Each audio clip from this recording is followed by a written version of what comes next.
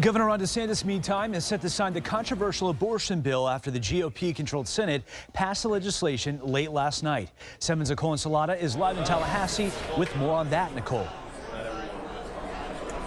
Well, Jeff, listening to the debate over the last few days, you could see there were very few things that were a bridge between both sides, very little gray area. The Biden administration now calling this abortion ban an erosion of women's rights and that it is extreme. Those who are supporters, though, say it is a victory for life. And now it is expected to become law in July. Lock the board and record the vote. 23 yeas, 15 nays, Mr. President. So the bill passes. Read the next bill. And with that, a 15-week abortion ban is passed, and the governor is ready to sign. These are protections for babies that have heartbeats, that can feel pain, and this is very, very late. The law would ban virtually all abortions after 15 weeks, the only exceptions if the life of the mother is in danger or in the case of a fatal fetal abnormality. During roughly 5 hours of discussion Wednesday, Democrats offered several proposed changes, including an exemption in the case of sexual assault.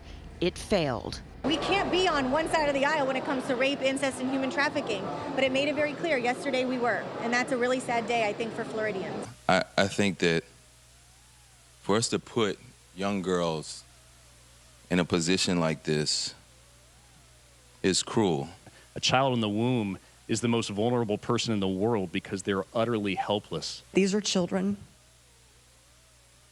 and if we're not going to protect them, who will? The day after the vote, some Florida healthcare providers say they are getting a lot of questions, and they fear for what desperate women and girls may do after the law takes effect. Some people seek care from someone who's not qualified, and when that happens, women and people with uteruses suffer complications, so infection, severe injury to their internal organs, and sadly, sometimes death.